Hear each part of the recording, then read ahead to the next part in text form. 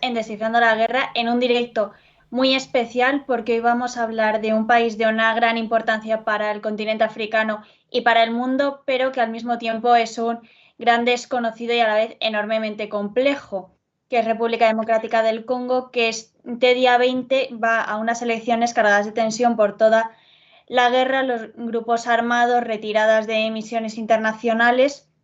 Esto está, y además la competencia entre el presidente y la oposición.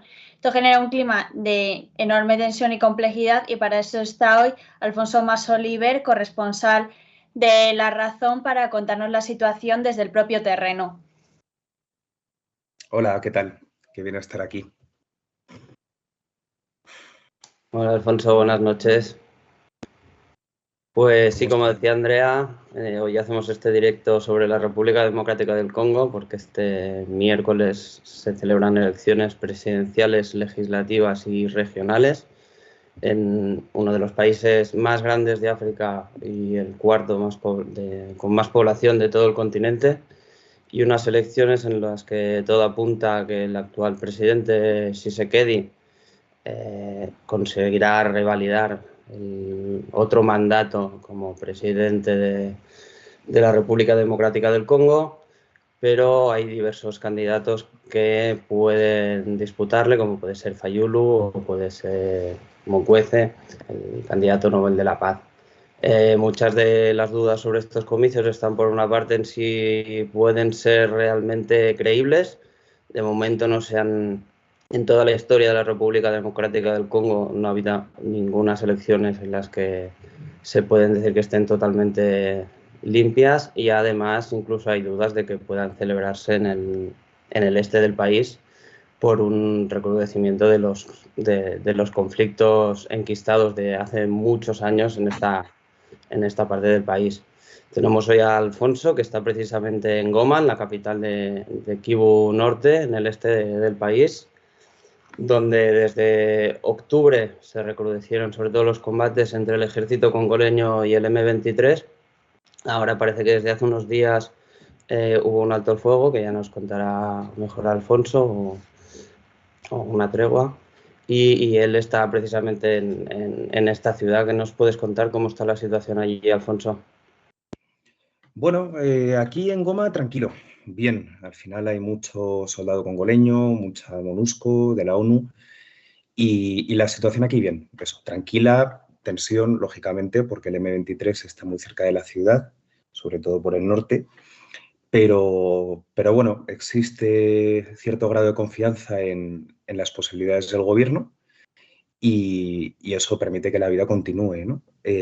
Ahora, cuando salimos de Goma y nos acercamos más al frente, pues la preocupación crece, ¿no? A medida que nos acercamos a las posiciones del M23, miedo, mucha incertidumbre sobre lo que va a pasar y luego frustración, ¿no? Precisamente por esto que decía Nacho de la concatenación de conflictos que parecen no acabar y que agotan, lógicamente, ¿no? Pero bueno, aquí en Goma estamos bien, tranquilos. Bueno, muchas gracias, Alfonso, por venir y como ya han comentado mis compañeros, por traernos esta visión desde el terreno. Antes de entrar con todas las preguntas que teníamos pensadas, que son muchos los temas que nos interesan, le voy a recordar al chat que está disponible para que preguntéis vosotros también cualquier cuestión a Alfonso sobre, en este caso, la situación en República Democrática del Congo, pero bueno, en general ya habéis visto que hemos hablado con él de Nigeria y de otros países del Sahel, lo cual nos indica que Alfonso tiene un conocimiento más amplio de la región. En este caso sería interesante tocar países como los de la región de los lagos, ¿no? Hablaremos un poco de Ruanda, de la situación con respecto al Congo y sobre las elecciones en general. Por lo tanto, son estos dos temas los que más nos van a mover. Estáis todos invitados a dejarnos vuestras preguntas, porque como es un conflicto del cual no se habla tanto, pues vamos a intentar contextualizarlo bien desde el principio, ¿no? Entonces, Nacho nos ha comentado esa situación de elecciones y de conflicto armado en la zona. Tú nos has dicho, Alfonso, que Goma ahora mismo tiene la protección de algunas fuerzas internacionales y además está la situación tranquila, pero bueno, estas fuerzas van a salir del país. y además el M23, que es ese principal movimiento rebelde al que se asocia a Ruanda, pues tiene presencia en Kivu del Norte. No sé si nos puedes decir más o menos si se conoce cuál es la presencia exacta del M23 o si de verdad tienen una gran implantación en el territorio. Sí, bueno, yo creo que lo primero a la hora de empezar a valorar este conflicto sería entender que hay más conflictos en el este de República Democrática del Congo que afectan de forma indirecta o directa a la guerra contra el M23, ¿no? A la altura de Uganda, por ejemplo, tenemos a las ADF, un grupo yihadista que pretende instaurar un califato en Uganda y, por lo tanto, se enfrenta a Museveni ahí. Luego tenemos otros conflictos en la propia provincia de Kivu Norte, Kivu Sur. ¿Esto por qué afecta? Porque cada uno de estos conflictos tiene unas partes interesadas, tiene unas partes afectadas. Y la relación entre el Congo y esas partes, ya sean organismos privados, ya sean terceras potencias, la relación entre el Congo y estas potencias se canaliza a través de estos conflictos. Y por lo tanto puede ser que el combate del Congo contra el M23 podría servirse de la ayuda de terceras naciones, pero como están enfadados con el Congo, como es el caso, por ejemplo, de Uganda, porque acusan al Congo de facilitar refugio a los yihadistas y todo ese tema, pues claro, también les impide mucho a ellos conseguir todo el apoyo internacional que deberían necesitar para enfrentar de forma factible al M23, ¿no? Esto también afecta con los refugiados, es muy importante, me imagino que ya hablaremos de ellos más adelante, pero claro, en el momento en el que tú dices voy a escapar de donde está el M23, vale, pues ¿a dónde me voy? Porque claro, es que está la SADF, está la Codeco, están los Maimai, entonces eso dificulta mucho el movimiento de desplazados, ¿no? Que ahora se está creando una gran bolsa en torno a Goma, ¿no? Y me imagino que estallará antes o después. Ahora, yendo más al quid de la cuestión, ¿no? ¿Cómo está ahora la situación? Antes de octubre, el M23 operaba mayoritariamente al norte de Goma, por la zona de las Virunga, incluso un pelín más al norte, la zona de Rutsuru y demás. Y de repente en octubre algo pasa, a mí me tiene completamente intrigado, de hecho lo estoy investigando. Hoy solo puedo hacer suposiciones, pero esperemos que el día de mañana encontremos una respuesta más clara. Pero de repente, casi de la noche a la mañana, nos encontramos con Goma rodeada, atacada por diferentes frentes. Por el sur, de repente, ¿cómo han llegado el M23 que estaba al norte de Goma tan al sur de Goma, ¿no? ¿Cómo han llegado a la zona de casi de Rubaya, ¿no? Que están cerca de Rubaya en el oeste? Yo tengo dos teorías, repito, elucubraciones, pero bueno, algo hay que encontrar. O ha habido un movimiento de tropas por dentro de Ruanda, lo cual, pues bueno, casaría un poco con esa implicación que se le acusa a Ruanda en el conflicto, o teniendo en cuenta la barbaridad de grupos armados que hay en la zona, cada uno con su ley y con su orden, no dejaría de tener sentido que ciertos grupos armados se hayan subrogado, se hayan añadido a la causa del M23, se tachan el nombre, las siglas que tendrían, se ponen M23. Entonces, ¿quién está atacando por el sur? No, el M23. Pero a lo mejor eso hace de 3 o 4 meses era otro grupo armado, quizá con un patrocinador similar, quizá con intereses parecidos, puede ser. Pero sí que es verdad que es muy representativo como de pronto, ¡clac!, el M23 rodea Goma. Y nadie ha ofrecido una explicación clara a esto, ¿no? Entonces, a modo de diario, ¿no? Tenemos por el norte, a la altura del Nyiragongo, que es un volcán a escasos kilómetros de Goma, tenemos un grupo de M23 que está más o menos conectado con uno más al norte, a la altura de Rutsuru, pero está bastante aislado. Ahora mismo yo quería ir a ver el volcán un día de estos, pero está prohibidísimo porque están a tiros. Y luego, por el sur, están a la altura de Sasa / Quiroche, que ahí es más fácil acceder, y por el oeste, a la altura de Masisi, pues yendo hacia la mina de coltán de Rubaya, ¿no? Entonces, bueno, podemos considerar que el conflicto afecta sobre todo a zonas rurales, afecta a localidades de menor tamaño. Al final, Goma, que es la gran ciudad, pues no está, puede que esté bajo ataque, pero no está tomada, ¿no? Y esto, pues bueno, tiene unas repercusiones en que quien se encarga de la protección de las zonas rurales son las milicias populares, los Guazalendo, que los llaman aquí, no el ejército. Esto es importante, el ejército no está combatiendo a día de hoy cara a cara al M23, ¿vale? Están los Guazalendo. El ejército está preparado para ese momento que se piensa inevitable en el que las grandes ciudades como Sake o Goma sean atacadas y para poder defenderlas de forma efectiva, ¿no? Entonces, bueno, eso es un poco el resumen de la situación ahora mismo. Sí, porque ahora mismo, además, todo este conflicto está generando una crisis social muy importante, porque es que los últimos datos, que son como de febrero de 2023, hablan de 5,8 millones de desplazados internos del país y luego 1 millón de solicitantes de asilo en países vecinos. Entonces, creo que están estos campamentos de refugiados. Si nos puedes contar la situación. Pues bueno, a ver, todos los campamentos de desplazados o de refugiados son lugares muy duros, ¿no? Hay índices elevados de criminalidad, hay mucha necesidad y bueno, estos campos tampoco escapan a ello, ¿no? Yo sé que hay mujeres que se entregan a la prostitución con militares congoleños o de fuerzas internacionales, pues porque, claro, esa manera de conseguir un plato de proteína, el gobierno actualmente les provee de un plato de arroz diario, más o menos, y algo de agua, ¿no? Que son cantidades absolutamente insuficientes, dado que la cuenta exacta, fíjate, dabas datos de febrero, ¿no? Estamos a diciembre, la cuenta exacta no se da aquí. Yo sé, me lo han contado ellos y les he visto hacerlo, cómo buscan agua en fuentes bastante poco salubres y eso pues ha llevado a que haya brotes de cólera en los campamentos, lógicamente, y ahora con las lluvias, pues brotes de gripe y de malaria, ¿no? La situación en los campamentos es difícil, es muy difícil. Yo lo que digo, ¿no? Se está creando esa bolsa en torno a la ciudad de Goma, la ayuda no es suficiente, eso es objetivo, y encima van huyendo poco a poco, porque claro, uno podría estar en una localización pues al norte, luego se va más al sur, más al sur, más al sur y acaba en Saque, ¿no? Yo estuve con desplazados que se han movido hasta 3 o 4 veces de sitio, ¿no? ¿Qué harán cuando se les acabe el espacio? Esa es la pregunta, porque cuando solo quede Goma, a las espaldas de Goma está Ruanda, ¿no? Y Kagame ha dicho que no iba a aceptar a más refugiados. Entonces, bueno, crítica la situación de los desplazados, muy grave. De hecho, hemos visto también durante este último mes, como nos has comentado, estos últimos meses han sido clave para la aceleración del conflicto y del avance de los rebeldes, ya sea directamente el grupo o por alianzas, que luego hablaremos de ellas, pero hemos recibido esos reportes a principios de mes de que la localidad de Mushaki, que estaba a 40 kilómetros de Goma, estaba capturada por el M23. Y bueno, pues es verdad que durante estos últimos meses, incluso años, era más la zona de Rubare o Rutshuru, ¿no?, la que estaba bajo control, un poquito más al norte, digamos, ¿no?, de Goma, de este grupo. Entonces, no sé si sabrías decirnos hasta qué distancia es la máxima o la más cercana a la que se encuentran los grupos rebeldes de Goma, que es la capital de la región de Kivu Norte, o no sé si la localidad de Sake y todas estas que nos has mencionado, que están bastante más cerca, tienen alguna presencia del M23.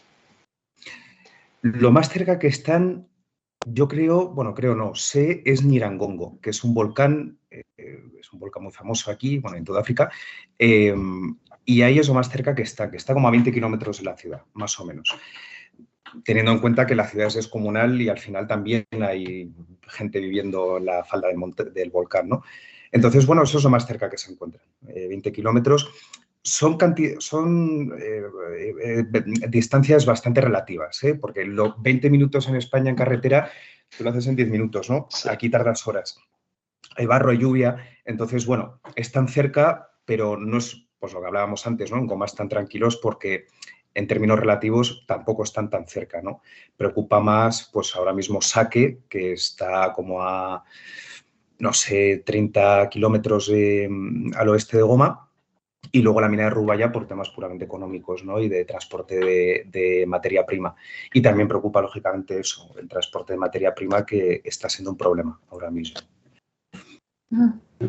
Pues a mí me gustaría si nos pudieses profundizar en qué es exactamente el M23, cuáles son sus objetivos. ¿Es tomar el poder, controlar recursos? ¿Es solo un proxy de Ruanda? ¿Qué es exactamente el M23? El M23, según el Consejo de Seguridad de Naciones Unidas, que publicó un informe creo que fue en agosto del 22, existen, y cito, sólidas evidencias de que Ruanda ha estado apoyando al M23 a través de intervención directa, de aprovisionamiento de armas, de munición, de uniformes. Punto número 1. Entonces, la conexión entre Ruanda y el M23 es evidente. Ahora, ¿qué busca el M23? Yo entrevisté en su día a William Goma, que es su portavoz, hablamos de vez en cuando por WhatsApp, quería encontrarme con él aquí, pero no nos ha sido posible. Y él lo explica de la siguiente manera. El M23 lo que procura es crear un campo de seguridad, una suerte de espacio vital que garantice la seguridad de los tutsis en el Congo, ¿no? En República Democrática del Congo. Esto casa también, me imagino que hablaremos más adelante de Kagame, o hablamos ahora de Kagame, ¿qué preferís? Yo creo que hablamos ahora porque las tensiones entre República Democrática del Congo y Ruanda van bastante lejos. Bien, pues Kagame, él es tutsi de nacimiento. Él participó de forma bastante activa en la Segunda Guerra del Congo como vicepresidente de Ruanda y verdadero hombre fuerte del país. Y él en diversas ocasiones ha expresado su deseo de crear ese cordón de seguridad que proteja a Ruanda de los posibles ataques de grupos armados ruandeses que después del genocidio del 94, bueno, en los años anteriores, se han ido refugiando en el territorio de Kivu, ¿no? En las montañas. Entonces, bueno, es un concepto de frontera avanzada que lo hemos visto en muchísimos conflictos, ¿no? Yo me siento amenazado por este territorio, por lo tanto, tengo que crear un cordón de seguridad que me proteja de ellos, ¿no? Entonces, el M23 al final sirve para este uso en términos propagandísticos. Es decir, yo necesito una excusa aparentemente válida como es la protección de mi país, pero como no puedo intervenir directamente porque se me cae el pelo, pues voy a utilizar un grupo proxy. Y luego tienes el añadido de las materias primas, ¿no? Lo cual es bastante importante a múltiples niveles, más allá del mero hecho de tenerlas. Entonces, bueno, el M23, en resumidas cuentas, en términos populares, pretende proteger a la población tutsi de cualquier tipo de agresor. Es decir, el M23 ha combatido en el pasado contra las ADF y contra el Estado Islámico. Es decir, ellos combaten contra el yihadismo porque, bueno, es una forma de agresión también para los tutsis, ¿no? Y luego a Ruanda le interesa mucho por motivos de expansionismo. Aquí se habla de una cosa que llaman el imperio Ima-Tutsi. Es un concepto absolutamente artificial, o sea, no está basado realmente en ningún tipo de base histórica fiable.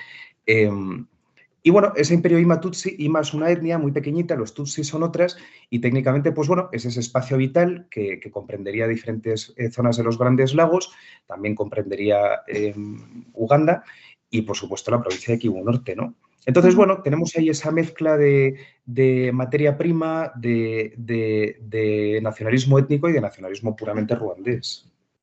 Sí, es que en el tema de recursos, cuando se habla de República Democrática del Congo, de lo primero que te viene cuando se hablan de los recursos es del coltán. Y es muy llamativo que es que el mayor exportador a nivel mundial es Ruanda, pero no tienen yacimientos importantes, que los tiene República Democrática del Congo. O sea, lo que pasa es que pasan de contrabando. También que limpia mucho de cara a las multinacionales, que muchas han firmado acuerdos de prohibir el coltán de sangre, pero tiene bastante truco el asunto. Sí, efectivamente. Yo hoy he estado con unos transportistas de materia prima, de coltán, de hecho, y ellos me decían, no, es que cuando es coltán de conflicto, ¿no? De sangre, pues nos ponen más pegas, tal, no sé qué. Bueno, pues tiras el contrabando y se acabó el problema, ¿no? Ahora bien, el tema de las materias primas del Congo, como que es verdad que el Congo posee su tierra, decide, avala al menos quién explota las minas, qué empresas, qué países, y el que no está de buenas con el Congo, pues no tiene esa posibilidad. Entonces, desestabilizar la zona facilita acceder a esos recursos, pero no porque los guerrilleros vayan a tomar, vamos a decir, Rubaya, porque los guerrilleros van a estar el tiempo que estén. No van a conseguir una explotación de forma periódica, larga, bien asentada, unos guerrilleros, ¿no? Aparte de la disciplina y todo lo demás. En cambio, si tú desestabilizas un país, fuerzas a la negociación o, en caso contrario, derribas a un gobierno contrario a la negociación y consigues que caiga en la presidencia alguien más abierto a negociar, como son algunos candidatos en las elecciones ahora, pues entonces ya negocias. ¿Sabes? Ya dices, mira, ya te he desestabilizado, ya tal, y ahora ya puedo mandar a mi empresa como Dios manda, con mi maquinaria, tal, no sé qué. Ese es el quid de la desestabilización del Congo para quienes procuran hacerse con la materia prima sin poder hacerlo. Ahora bien, el Congo también utiliza con fines, vamos a decir, bélicos la materia prima, o sea, es su forma de pagar. Eso lo hizo la Segunda Guerra del Congo, ambos bandos, y bueno, aquí se dice, y más o menos lo tengo comprobado, pero no lo puedo decir 100%, que los mercenarios Wagner tienen participaciones en la mina de Kilomoto, que es una mina más al norte, como forma de pago, ¿no? Lo cual me encaja perfectamente porque a los Wagner les he visto aquí y en Mali se les paga también en especia. Entonces, bueno, y luego la materia prima también tiene una dimensión muy interesante que es la militarización de la zona. Claro, es una zona peligrosa, por lo tanto, tengo que llevar a mercenarios, a contratistas privados, hay intervenciones internacionales, que las cosas como son, muchas están para vigilar los caminos y las minas. Entonces, empieza a hacerse un círculo vicioso de hay peligro, necesito protección, por lo tanto hay peligro, por lo tanto necesito protección. Y ya el mero hecho de que exista la materia prima, sin necesidad de intereses, sin necesidad de nada, por pura inercia de la situación en el Congo, ya lleva a una militarización y, por lo tanto, lógicamente, proliferación de armas, aumento de la violencia, abusos. Y aquí no hay ningún interés detrás, es pura violencia. Bueno, me gustaría primero dar las gracias al donante anónimo del chat, que nos ha dejado ahora mismo a 27 sub del objetivo del bloque, así que recordar a todo el mundo que tenéis el chat disponible para dejar preguntas a Alfonso, para alguna cuestión más en concreto. Por supuesto, estamos ahora haciendo ese repaso de la cuestión bueno, con los rebeldes o cuestión bélica, podemos llamarlo de distintas maneras, y vamos a profundizar de cara también a las elecciones que hay en ciernes. Pero bueno, antes recordar eso, que es bienvenido cualquier apoyo en el chat y que si tenéis Prime os sale gratis el apoyo al canal. Sí que hemos hablado, Alfonso, del enfrentamiento que se ha dado entre algunos grupos rebeldes, bueno, vinculados, vamos a decir, a Ruanda, como el M23, y algunos que están siendo perseguidos por fuerzas conjuntas de Congo y de Uganda, o de Uganda por su parte de manera bilateral en acuerdos con el Congo, o incluso de Burundi, ¿no? También tiene tropas a nivel bilateral en un acuerdo con el Congo y a nivel regional en la fuerza de la comunidad de estados del África Oriental, ¿no? Entonces, estos otros grupos, como son las Fuerzas Democráticas Aliadas, creo que es la traducción, ¿no?, de las ADF, ¿tienen algún tipo de presencia en esta zona, es decir, en Kivu Norte? Es decir, ahora mismo la situación es en Ituri, el grupo donde está interviniendo Uganda, y en Kivu Sur la intervención de Burundi, más allá de la que en sí mismo es regional y busca evitar la presencia de M23. Entonces, no sé, la participación de Uganda y de Burundi, si nos puedes contar algo más, y la relación que estos pueden tener con grupos rebeldes. Bueno, sí, como has dicho, acaba de terminar la misión de la ACAO, de la Comunidad de África Oriental, en la que participaron pues, Burundi, Uganda, Kenia, Tanzania. Y a ver, la misión en términos generales se considera un poco desastre.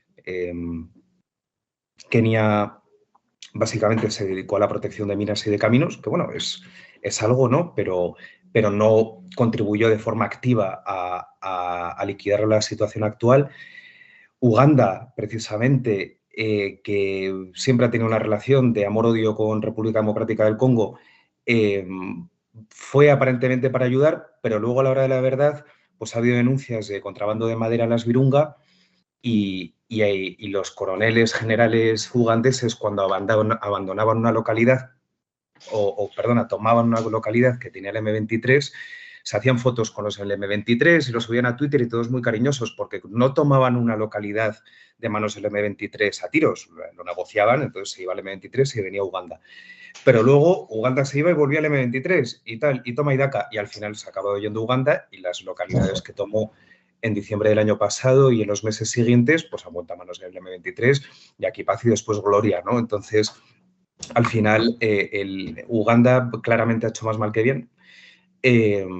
Burundi, efectivamente, también tiene acciones en Kivu Sur, y Burundi sí que ha actuado de forma más contundente.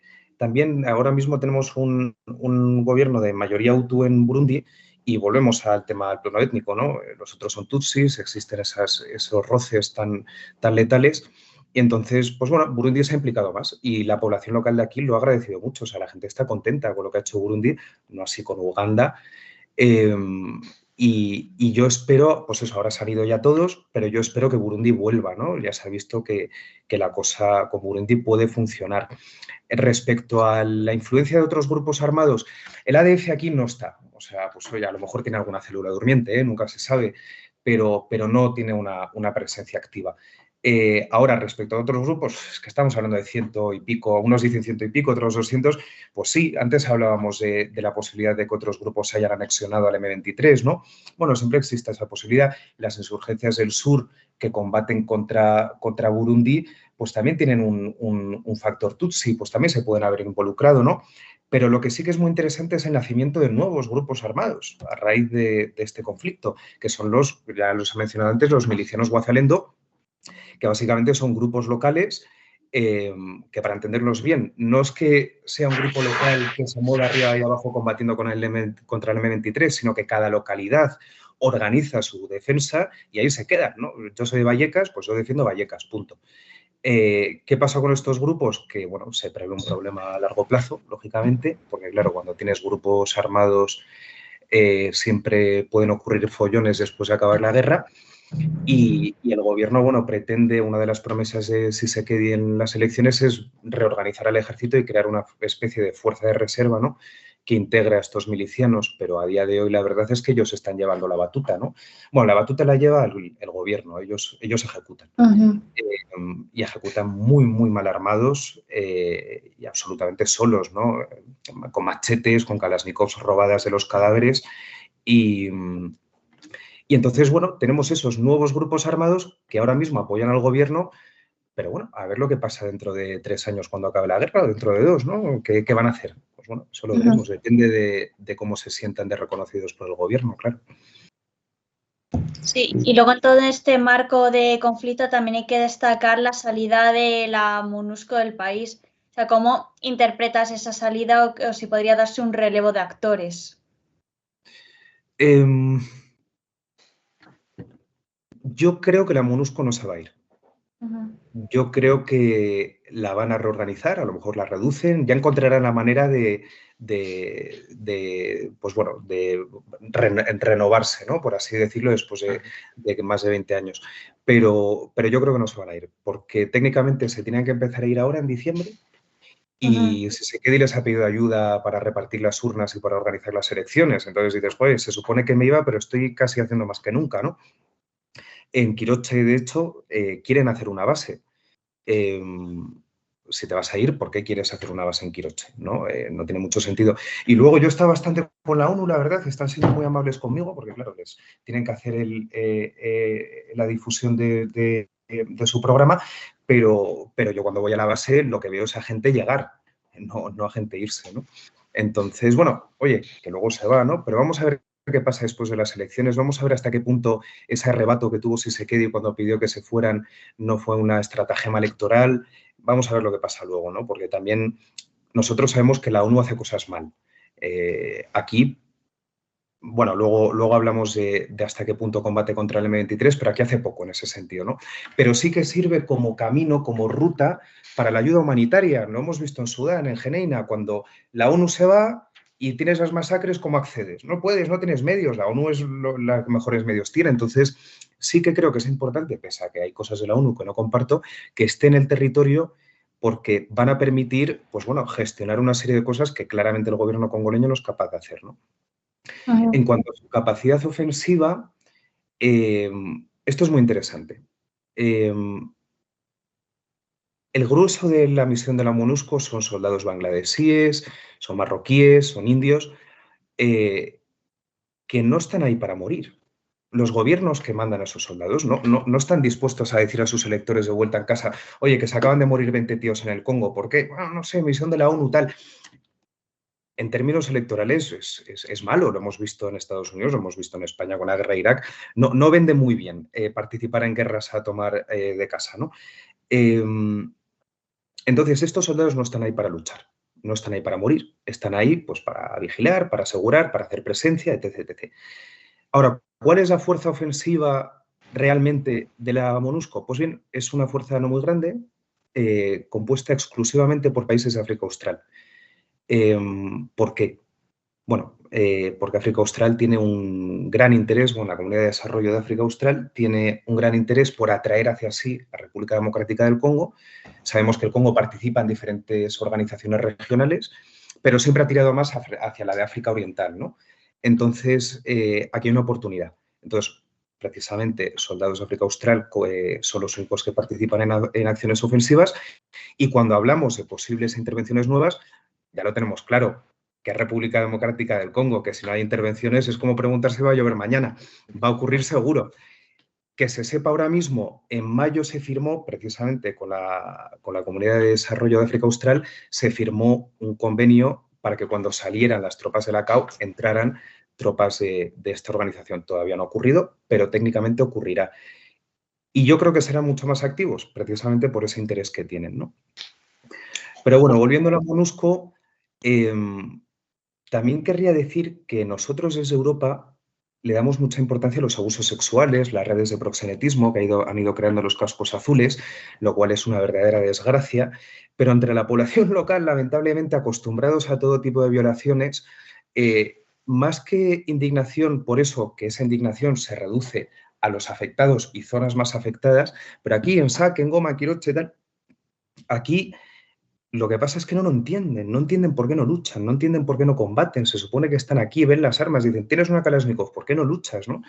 Y claro, eso se explica con lo que he dicho antes de que no están dispuestos los gobiernos a soltar sangre en el Congo, ¿no?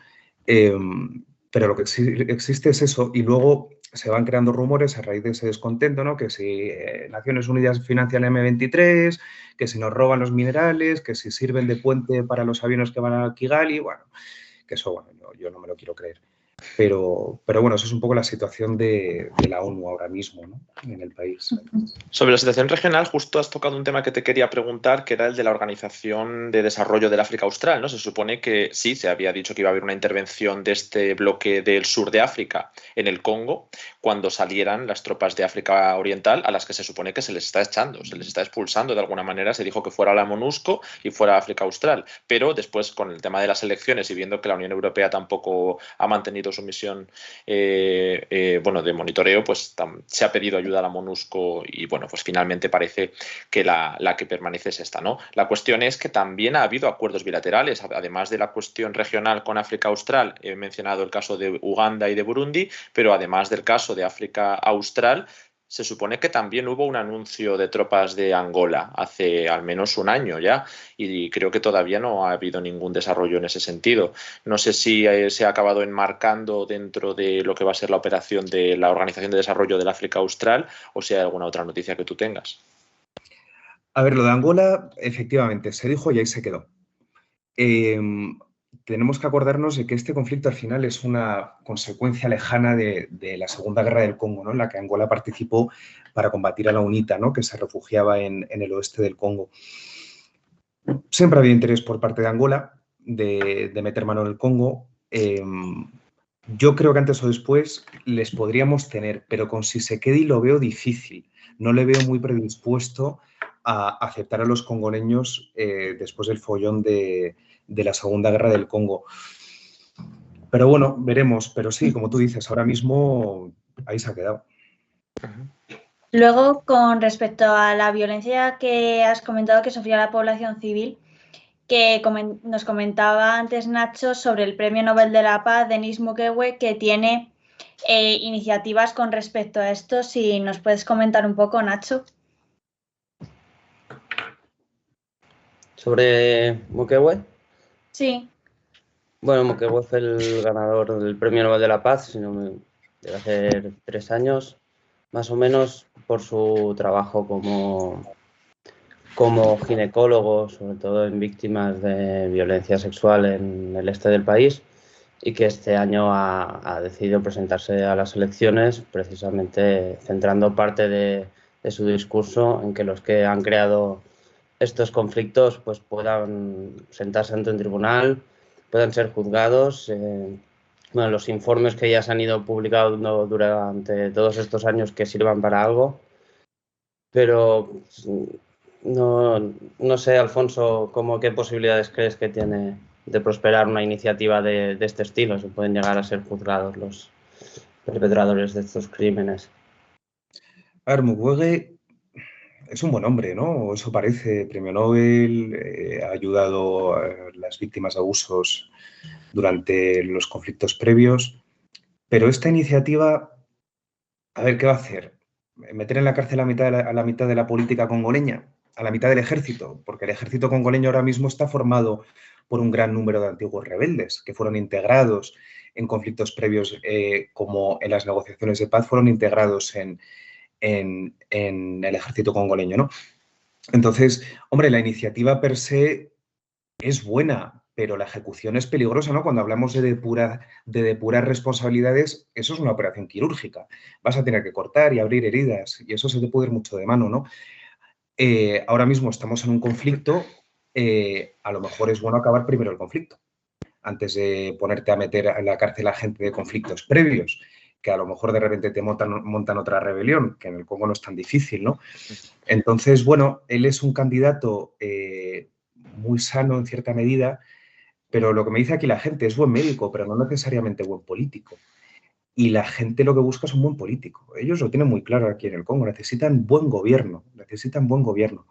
Y un médico no se lo va a dar necesariamente. Las propuestas que ha hecho para el desarrollo son bastante opacas, no llega a centrarse mucho en nada. Y aquí le dicen como que se ríen porque es como el candidato favorito del idealismo occidental, pero que a la hora de la verdad en el Congo lo que buscan es mano dura. Mano dura. Vale, yo sí, si os parece, me gustaría hacerte una última pregunta sobre la situación en el este del país y si ya nos podemos poner a hablar de las elecciones, para que no se alargue mucho. Yo te quería preguntar sobre uno de los acontecimientos más recientes, que ha sido ese anuncio de la alianza Río-Congo entre varios grupos armados, algunos que parece que eran rivales, grupos de la sociedad civil e incluso políticos, y cómo en cierta medida ha escalado un poco la tensión diplomática entre Kenia y República Democrática del Congo. ¿Qué nos puedes contar sobre ello? Bueno, esta alianza, pues justo casi lo último que he dicho ahora mismo, ¿no?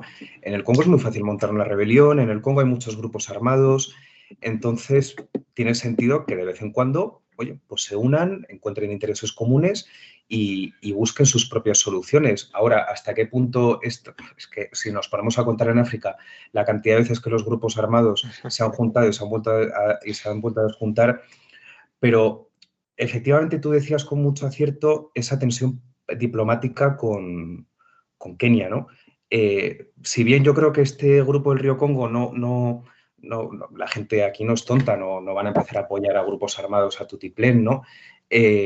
Sí que claramente ha deteriorado un poco las relaciones con Kenia y es una pena, ¿no? Porque Kenia es un país que, lo hablábamos antes, si bien no ha hecho la mejor tarea del mundo con la misión de la CAO, bueno, algo ha hecho, ¿no? Algo ha protegido.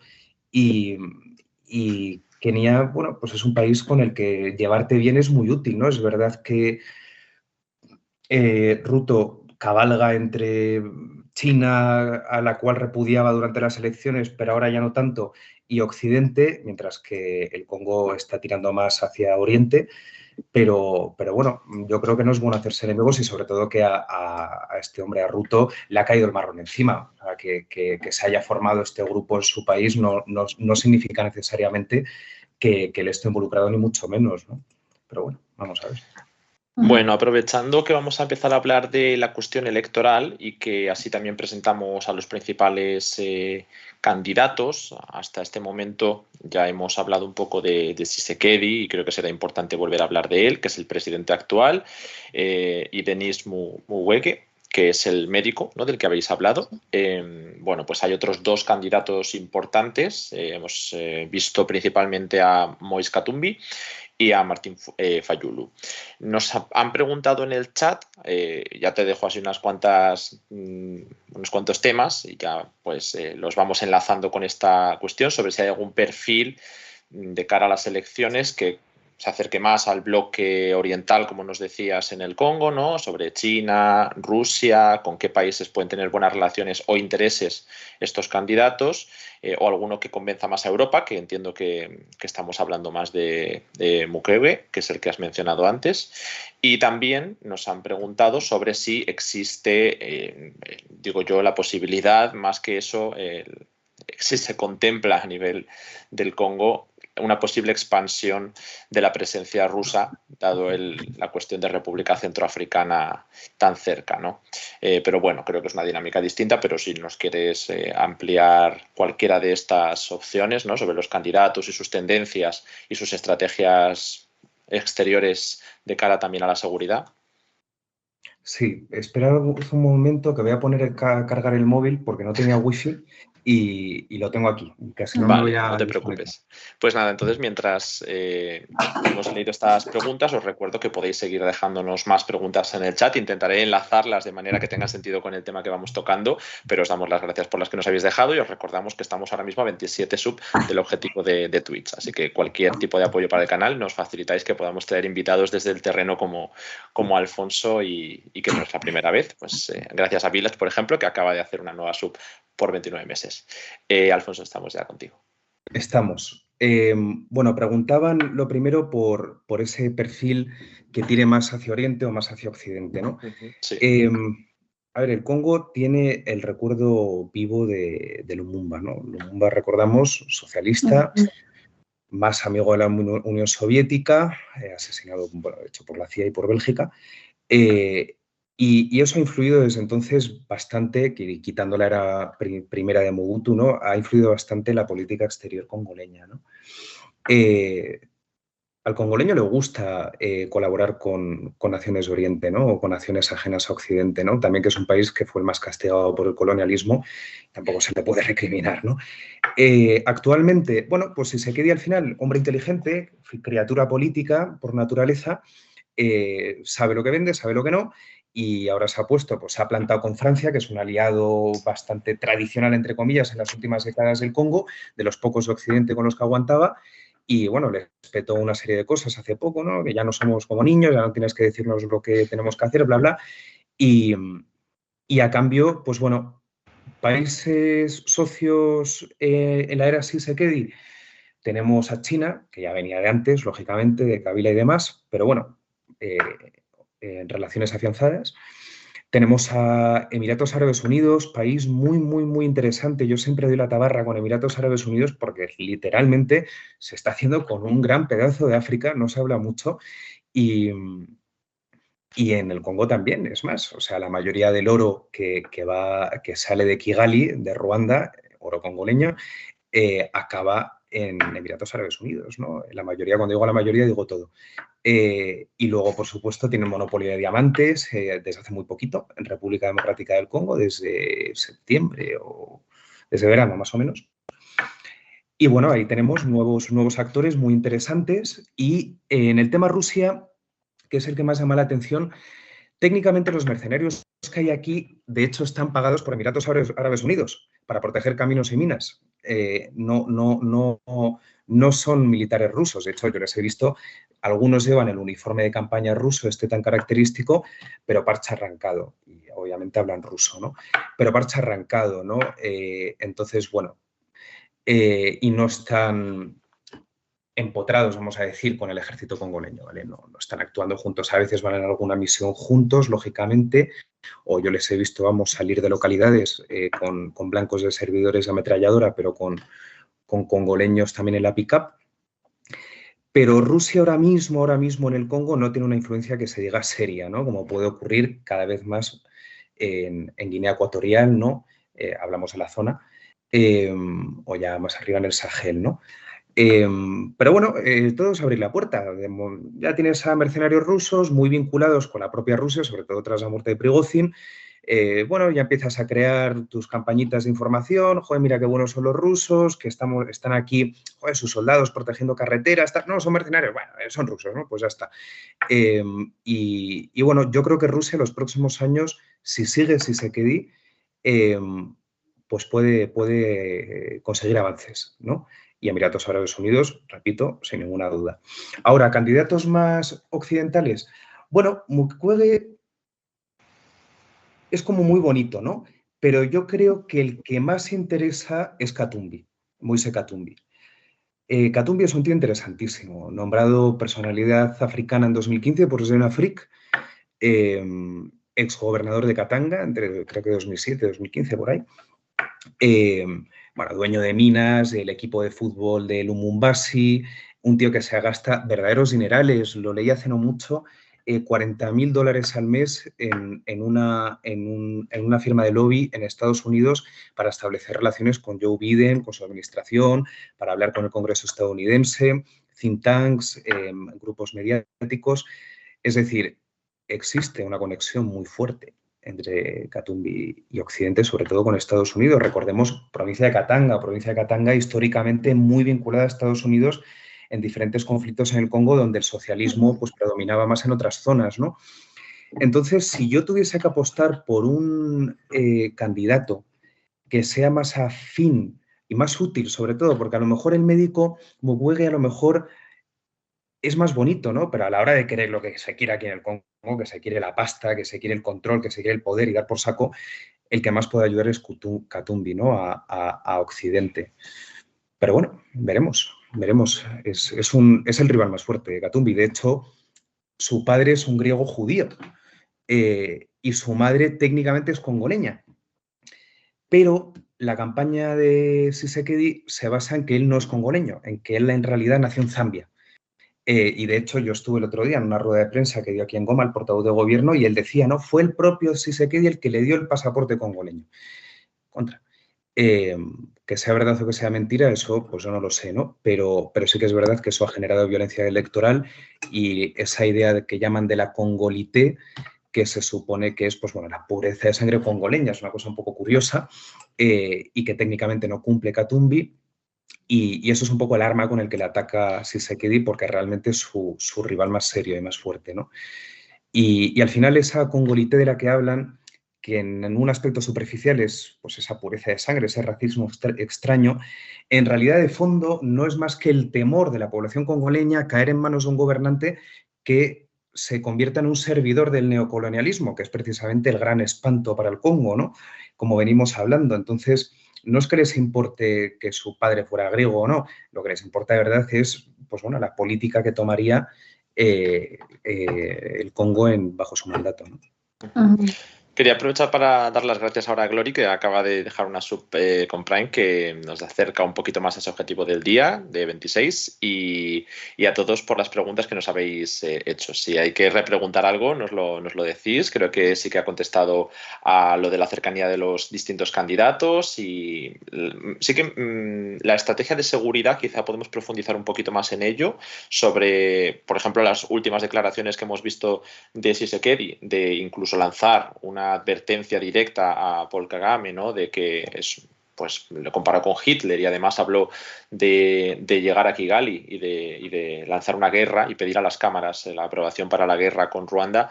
En general, los otros candidatos, entiendo que si hablamos de Katanga como región más cercana tradicionalmente a Occidente y por otro lado del Nobel y el médico, ¿no? Pues que ha sido también una persona que pueda ser más cercana, su estrategia de seguridad será distinta, ¿no? En ese sentido. Además, ha sido en los mítines de Katumbi donde ha habido alguna muerte en choques. No sabemos exactamente si ya se sabe los responsables. Se puede hablar de persecución abierta contra la oposición. ¿Qué nos puedes contar sobre estos temas?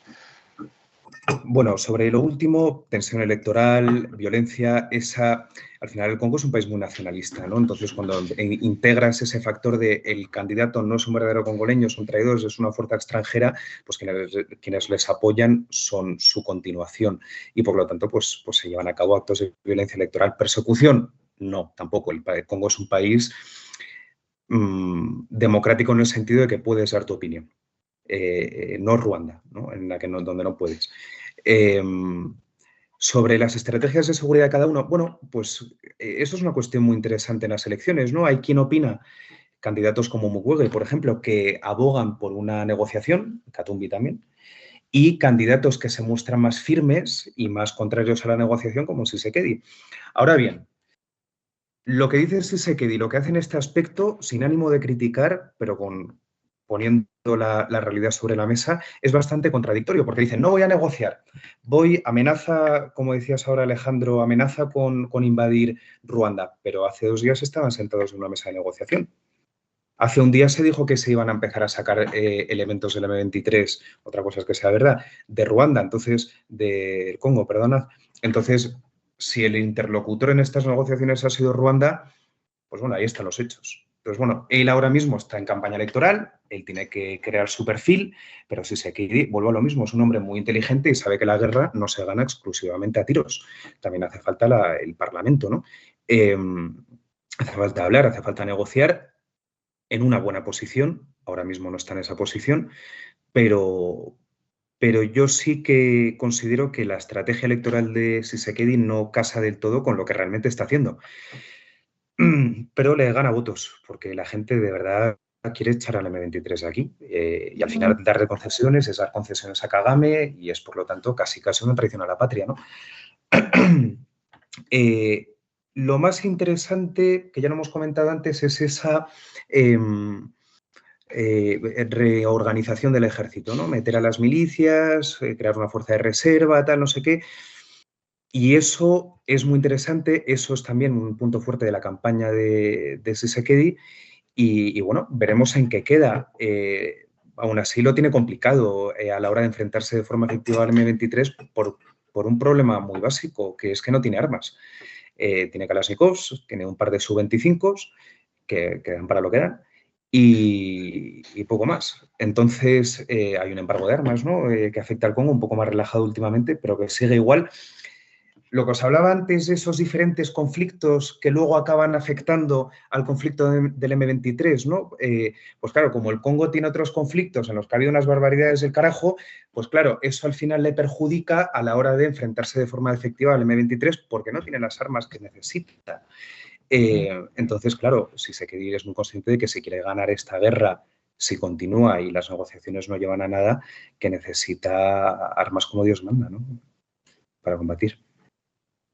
Aprovechando que te encuentras allí sobre terreno, me gustaría preguntarte, porque se ha hablado mucho de que estas elecciones puedan no llegar a celebrarse, sobre todo en el este del país, porque entiendo que es una situación complicada, cómo pueden celebrarse elecciones dentro de todo este panorama y hasta qué punto pueden considerarse creíbles, ¿no? Hemos visto, por ejemplo, que la Unión Europea retiró a sus observadores electorales. ¿Qué opina la gente? ¿Tiene confianza en que las elecciones puedan ser? A ver, estamos hablando de un país cuyo índice de la percepción de la corrupción le sitúa entre el número 15 tirando por abajo del mundo. O sea, es un país que tiene más corrupción que Nigeria o Guatemala o yo qué sé, un país de estos, Myanmar, por ejemplo, ¿no? Entonces, hombre, hablar de transparencia, complicado. Sobre todo, pues comentamos, ¿no? La misión de la Unión Europea se tuvo que retirar. La misión de la Unión Europea suele decir las cosas como son. En Nigeria fueron muy duros con el proceso electoral y, sin embargo, se quedan a cambio pues, la Unión Africana, que bueno, pues que yo he leído a la Unión Africana alabar la transparencia de las elecciones en Guinea Ecuatorial, ¿no? Con nuestro amigo Obiang. Entonces, claro, ahora, en el este hay un problema grave y es que mucha gente no va a poder votar, efectivamente. O sea, las elecciones se van a celebrar técnicamente, ¿no? Hasta el 20 nunca se sabe, pero este portavoz con el que estuve, portavoz del gobierno con el que estuve hace poco que os he comentado, lo decía muy claro, el presidente podría posponer las elecciones o incluso cancelarlas, pero no lo hace porque confía en el pueblo, ¿no? También que a ver cómo está dentro de 3 meses. A lo mejor, como se espere mucho más, pierde, ¿no? Ahora está en una posición más o menos fuerte, con esa postura más firme técnicamente, pero sí que hay que tener en cuenta esto, ¿no? Que el este va a tener muchas dificultades para votar. Al final, las localidades tomadas por el M23 no pueden votar. Las comunidades tomadas por otros grupos armados tampoco van a poder votar, porque claro, aquello sería un despiporre. Y luego los desplazados, que son millones de ellos, muchos niños, pero también otros en edad de votar, no pueden votar tampoco. O sea, estamos hablando de millones y millones de personas que no van a poder votar. Pero claro, si Sekedi se encuentra con una situación, y es que dice, ¿qué hago? ¿Retraso las elecciones? Ya más allá de su ambición política, o sea, es que de repente dentro de 3 meses todavía menos gente puede votar. Dentro de 3 meses no va a ser por arte de magia esto el paraíso, todos los desplazados de vuelta a casa, tal.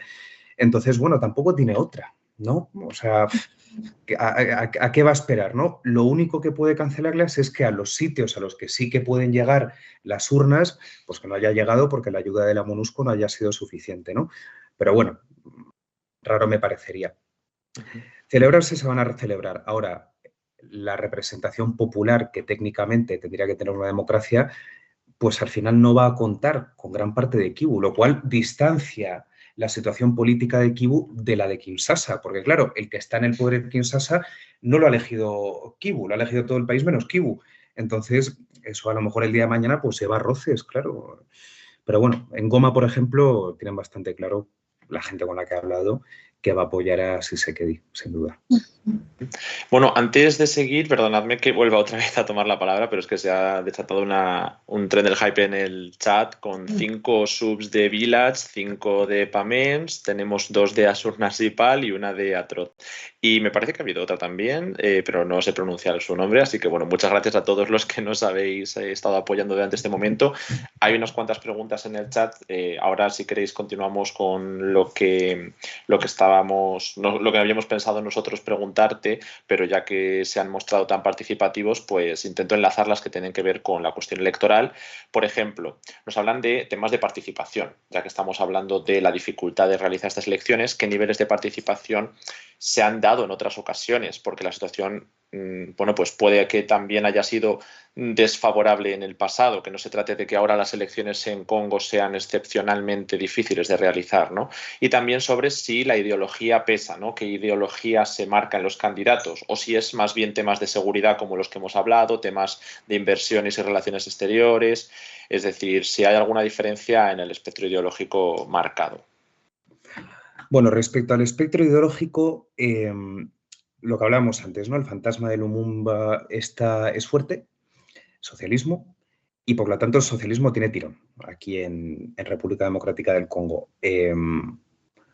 Ahora bien, cuando hablamos de África no es Europa, no es Occidente. Ellos, nuestros conceptos de capitalismo y socialismo tan bien diferenciados no se tienen que aplicar necesariamente, ¿no? Sí que hay países que son socialistas, como Guinea-Bissau, por ejemplo, pero pesa más en estas elecciones, más que la ideología, ¿no? Que Katumbi puede tirar más hacia el capitalismo, por ejemplo, pesa el panafricanismo, ¿no? Que es lo que está de moda. Al final, pues claro, esto es un continente, igual que en Europa se ha puesto de moda la extrema derecha, pues en África se ha puesto de moda el panafricanismo nuevo, representado en gente como Sonko o las juntas militares del Sahel, ¿no? Entonces, bueno, se juega un poco con eso juega Tshisekedi principalmente, y eso da votos. Eso da votos, ¿no? Entonces, cuando tengamos en cuenta la ideología, siempre entendamos que estamos hablando de países en vías de desarrollo, por lo tanto, hombre, el socialismo es muy útil para ciertas cosas, pero el capitalismo también es necesario para el avance económico, ¿no? Entonces, bueno, pues ahí a caballo, ¿no? Pero bueno, y luego respecto a la participación de otras, pues ahí me ha pillado, porque no sabría decir números, la verdad. Pero bueno, míralo, lo encontrarás en internet, será fácil. Sí, y es que luego es que la historia del Congo es muy peculiar, sus propias dinámicas históricas, ya solo desde el colonialismo, porque o sea, este es mi imperio romano, o sea, lo pienso muchas veces, que es que fue la única colonia privada de África, o sea, era propiedad de Leopoldo de Bélgica, de la realeza. Y es que eso causó muchísimos estragos porque el nivel de salvajismo y de expolio de recursos fue muy grande y todavía no se han reparado los daños. Y posteriormente con Lubumba, que tú decías, asesinado por la CIA y por Bélgica, que es que a día de hoy solo de él se tiene un diente porque lo sumergieron en ácido. O sea, todas estas dinámicas históricas acaban pesando mucho. Muchísimo, muchísimo. Hablábamos antes de Katanga, precisamente a Lumumba le mataron en Katanga, ¿no? No es casualidad. Sí, sí, la historia aquí pesa y eso es una cosa muy interesante, ¿no? O sea, tienes pues lo de los Tutsis, los Hutus que hemos venido hablando antes, eso es historia en esta región, ¿no? Todo el recuerdo de Kabila, de su padre, está muy presente todavía y Kabila estaba incluso ministros suyos en las primeras etapas del gobierno actual de Tshisekedi, ¿no? Entonces, sí, la historia es fundamental para entender. Yo siempre lo digo, para entender África hay que leer mucha historia africana, porque realmente, como en cualquier lugar del mundo, todo es la ley de la causalidad eficiente. La cosa B ocurre por la cosa A. Entonces, si no entiendes la cosa A, pues la B se te escapa, sin duda. Bueno, tenemos otra sub de Village, así que ya no sé si agradecérselo otra vez porque acumula 157, lo cual me parece una barbaridad de apoyo. Se lo agradecemos 1000 veces todos los días y lo seguiremos haciendo. Otra de Zorro Rojo. Y bueno, pues hay algunas otras preguntas que solo si os habéis incorporado más tarde, los temas vinculados a otras regiones las vamos a tocar en monográficos durante esta semana. Hoy estamos hablando con Alfonso Masoliver, que está presente en Goma, que es la capital de Kivu del Norte, de la República Democrática del Congo, y pues aceptamos también preguntas regionales, ¿no? Porque sé que ha habido interés por varios temas, luego podemos rescatar alguna. Pues ya que estábamos hablando de participación, de elecciones, de los candidatos, creo que nos hemos dejado a Martín Fayulu por comentar alguna cuestión sobre él, si lo tienes un poco más localizado, ¿no? Porque sé que hay decenas de candidatos y no todos podemos conocerlos, pero si conoces algún detalle sobre él, que es otro de los principales, pues bienvenido es.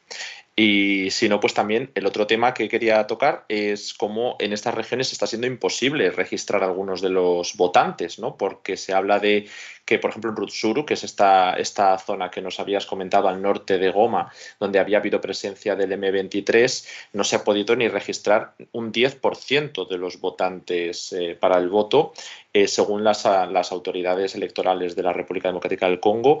Y en otra pequeña localidad, Masisi, que nos ponen como ejemplo, pero que para situarlo está al oeste de Sake, se habla de un 1%. Entonces, ¿es posible realizar unas elecciones con legitimidad, con una cuestión tan clave como es la seguridad de Kivu del Norte, sin la votación en zonas de Kivu del Norte? A ver, cuando nosotros vemos que un 10% de la población es la única que se ha inscrito, cabe preguntarnos cuánta población queda en esa localidad, porque muchos han huido. A lo mejor de ese 10% que se han registrado, a lo mejor solo queda el 20% de la población. Esos son números que se nos escapan completamente. Entonces, bueno, eso es interesante, no quita el resultado final, que es que un 90% de la localidad no puede votar, sin duda. Eso no convierte, eso es un grave error, eso es un problema serio, gordo, pero tampoco, aparte de los agresores que provocan toda esta situación, lógicamente, pero al gobierno tampoco se le puede culpar demasiado, ¿no? Porque, claro, es todo muy caótico, es muy complicado, son muchos millones de desplazados y de verdad, yo soy el primero que soy crítico con los gobiernos y les da caña, pero en este caso también entiendo que joder, hace falta también empatizar un poco con la situación, ¿no? Y decir, pues mira, es que no se puede, no se puede. A mí personalmente, pues claro, lo que más ilusión me haría sería que pudiesen votar todos. Ahora, siempre y cuando esa gente que vota puede hacerlo con seguridad, puede hacerlo de forma limpia, de forma transparente, pues bueno, eso que nos llevamos, ¿no? Pero bueno, a mí la verdad, estas elecciones pueden traer problemas a futuros en cuanto a la legitimidad de quien salga representado, ¿no? Sobre todo si no sale Tshisekedi, si sale, por ejemplo, Katumbi, ¿no? Ahí puede haber follón. Y luego me habías preguntado otra cosa que se me había olvidado. Sí, por si tenemos algún dato del otro candidato del que se habla mucho, ¿no? Que es Martín Fayulu. Principalmente se habla de los otros dos, sí, ¿no? Que es de Katumbi, de Tshisekedi también. Pero bueno, si tenemos algún dato, pues... Sí, Fayulu. Pues mira, a mí Fayulu es una figura... En muchas elecciones en el continente siempre está como el típico que da la vara, ¿vale? Yo gané las elecciones anteriores, llevo presentándome 7 veces. Tienes a Atiku Abubakar en Nigeria, tienes a Raila Odinga en Kenia y pues aquí tienes a Fayulu, ¿no? Que es un antiguo magnate, ¿no? Del petróleo que básicamente ha empezado una cruzada de algún tipo contra las petroleras y la clase política congoleña. algún enfado tendrá. Y él dice que ganó las elecciones de 2018, ¿no? Y bueno, a quien le quiera escuchar se lo va a contar.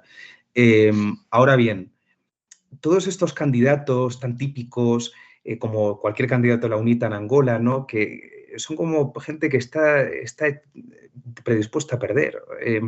Entonces, pues Fayula, pues bueno, se puede hablar de él, ¿no? Pues, pero no es un candidato realmente que vaya a ganar. De hecho, muchos de sus seguidores le critican que no haga coalición con otros opositores para así ganar un poco más de fuerza, ¿no? Y dices, bueno, a lo mejor no vas a ganar tú solo, pero a lo mejor con los demás sí, ¿no? Pero bueno, el hombre se ve que es un poco cabezota y nada, y tirar solo. Pero vamos, no tiene... Para mí, personalmente, está entre Tshisekedi y Katumbi. La verdad que, por cierto, Katumbi, antes no hemos hablado de ello y es muy interesante, tiene muchas conexiones con la Iglesia Católica del Congo. Muchas, esas que huelen un poco regulero.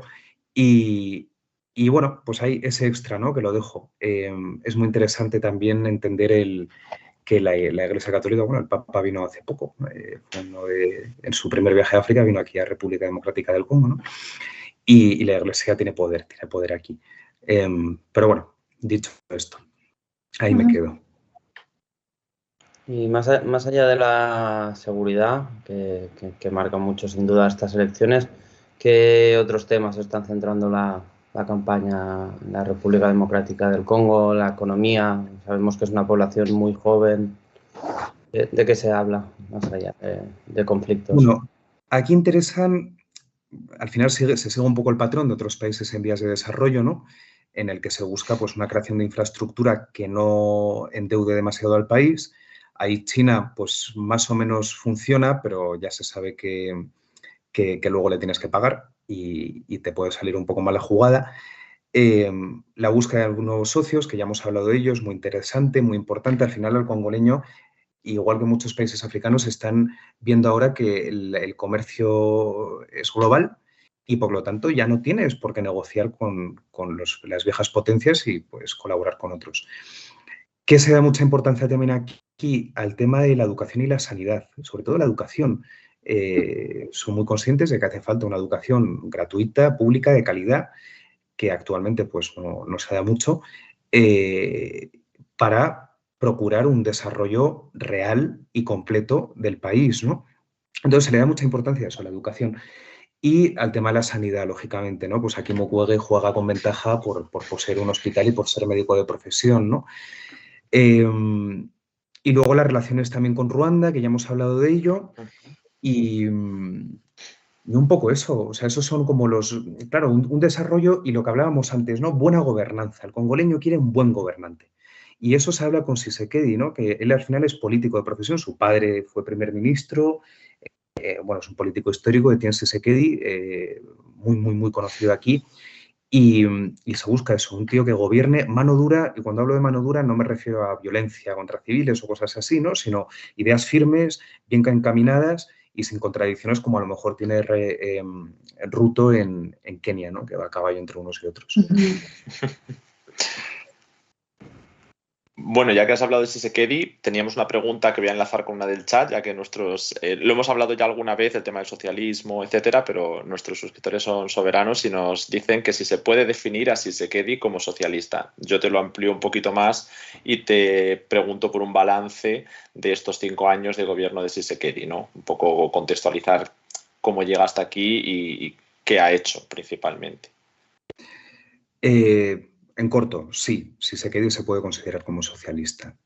Ahora bien, también tiene tintes capitalistas, ¿no? Él sabe jugar con la venta de materia prima, y eso es capitalismo puro y duro, a lo mejor a un nivel más internacional, pero sí, a un nivel nacional es más socialista. Los últimos años de gobierno, a ver, él hizo una serie de promesas, ¿no? Él, por ejemplo, prometió, que eso es lo típico también, acabar con la corrupción.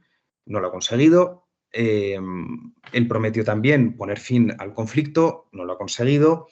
Él prometió un desarrollo mayor del Congo, que bueno, está en proceso, no lo ha conseguido porque estamos hablando de décadas de trabajo. Pero claro, lo que se habla mucho aquí es de la necesidad de darle otro mandato. Parece que le estoy haciendo propaganda a Tshisekedi, no es así, ¿eh? A mí ni me viene ni me va. pero sí que es verdad que, claro, en los primeros años de gobierno se apoyó mucho en colaboradores de Kabila y no se independizó, por así decirlo, hasta pasados un par de años. Por lo tanto, luego con la guerra y demás, y con todo el coronavirus y con la guerra de Ucrania y las repercusiones económicas en África, pues tampoco ha tenido la oportunidad plena y real y completa de ejecutar su proyecto. Y esto la gente lo tiene en cuenta, ¿no? Dicen, bueno, a lo mejor hace falta darle 5 años más para que realmente pueda desarrollar su política, porque objetivamente hablando, en la situación actual no la ha conseguido desarrollar hasta su final, ¿no? Pero bueno, también hoy a lo mejor esto me lo dice la gente que le va a votar precisamente porque la apoya y busca una justificación para ello, ¿no? Pero sí que se considera esto, que oye, que a lo mejor necesita un poco más de tiempo. Me parece una cosa bastante responsable. O sea, dices, oye, en vez de ponerme a gritar como, no, joder, es que en 2 años no has hecho suficiente. Bueno, pues a lo mejor necesitas 7, ¿no? Digo 2 porque antes estaba más atado a Kabila. Entonces, bueno, balance del gobierno, pues él cuando llegó al gobierno no estaba el M23 pegando tiros y ahora sí. Eso no es necesariamente un balance negativo. Él se ha mostrado más firme con Ruanda y Ruanda ha reaccionado, ¿no? Como consecuencia. Pero bueno, esa firmeza, claro, por miedo a que Ruanda te agreda, tampoco puedes dejar tu país en manos de cualquiera, ¿no? Hace falta mantener posturas fuertes que enfrenten a los agresores, ya sea en potencia o de forma activa, ¿no? Entonces, bueno, y eso la gente lo entiende y lo considera como tal. Bueno, no sé si tenemos alguna última pregunta por el chat, chicos. Si no, pues vamos también a ir pensando en cerrar, que Alfonso también estará cansado allí y tiene mucho trabajo en el Congo.